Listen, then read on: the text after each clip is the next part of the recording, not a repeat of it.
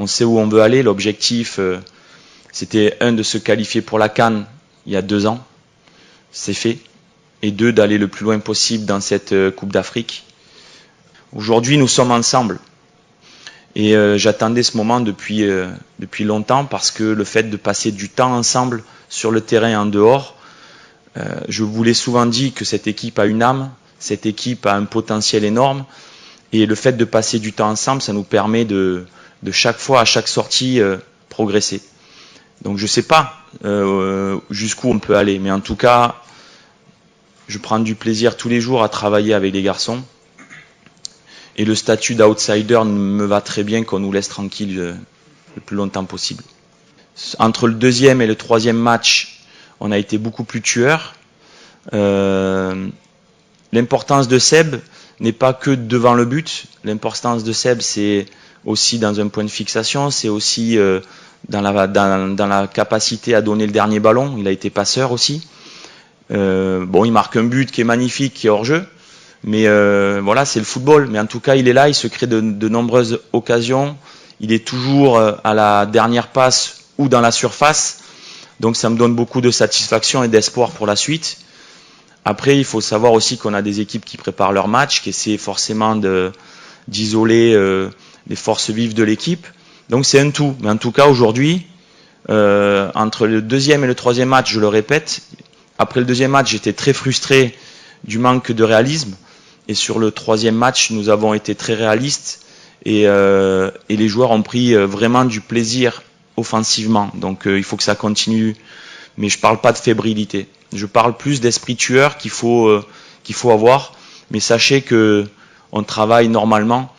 On n'a pas changé notre façon de travailler. On continue parce que le football, les effets, c'est pas direct.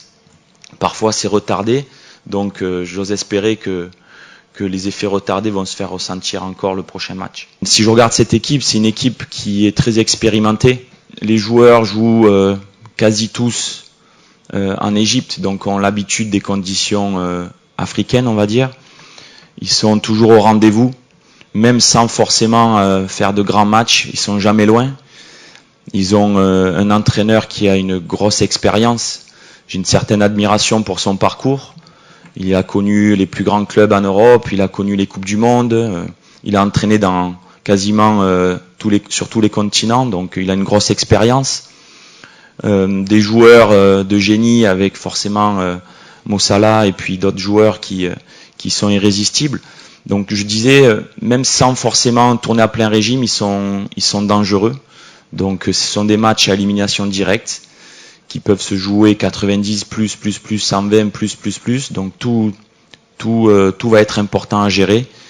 Et voilà, on se prépare en sachant qu'en face on a une équipe qui peut s'adapter aussi tactiquement. Ça va être un match très tactique qui peut être très fermé, mais qui s'annonce passionnant.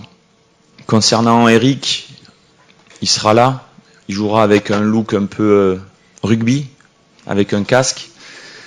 Mais il sera bien là, il a bien récupéré et il s'entraîne depuis 2-3 jours avec le groupe, sans problème, donc il sera là.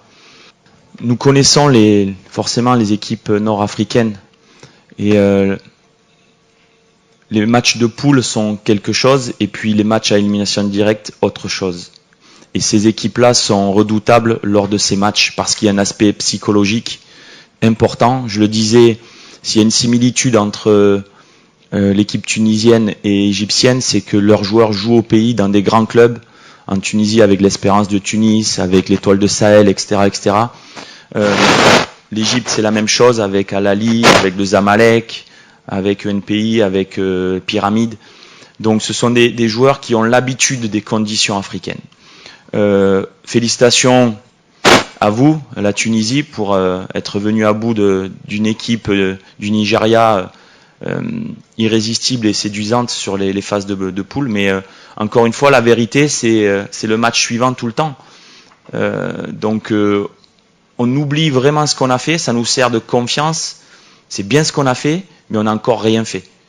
C'est le message que je dis aux joueurs, profitez, savourez, le soir même après le match de l'Algérie, savourez, mais dès le lendemain, c'était boulot, C'était concentration, c'était détermination, c'était récupération et tous ces mots qui font que une équipe se construit jour après jour. Mais on est averti, on sait très bien que psychologiquement, les équipes nord-africaines sont parfois, je dis bien parfois, au-dessus parce qu'elles savent gérer la pression. Elles acceptent parfois de ne pas avoir, entre guillemets, le ballon, de souffrir. Et c'est tout un état d'esprit que ces équipes ont. Et que parfois, je dis bien parfois, les équipes subsahariennes pourraient manquer. Voilà. Mais nous sommes avertis, nous regardons les matchs, nous discutons, nous échangeons avec les joueurs. Et nous savons que ce sera un match fermé, comme je disais, tactique. À nous de jouer avec nos forces et de rester unis de la première minute à la fin. Et je pense qu'on aura notre mot à dire dans cette rencontre. Un plan anti-Salah serait ne pas respecter les 10 autres joueurs qui jouent. Chaque joueur a une spécificité. Aujourd'hui, Mohamed Salah a une grosse expérience. Offensivement, forcément, attire beaucoup de ballons, attire beaucoup d'attention. Mais c'est toute une équipe qu'il va falloir contrôler lorsqu'on aura perdu le ballon. Donc il n'y a pas de plan anti-Salah, il y a un travail collectif mis en œuvre pour essayer de contenir les pharaons, les 11 pharaons qui vont jouer, plus les remplaçants qui vont rentrer. L'état de l'infirmerie est quasi vide. Ousmane Ouattara souffre d'une petite lésion musculaire au niveau du mollet, sinon tous les autres joueurs sont sur le pont. Et Dieu merci, nous n'avons aucun cas Covid pour le match de demain.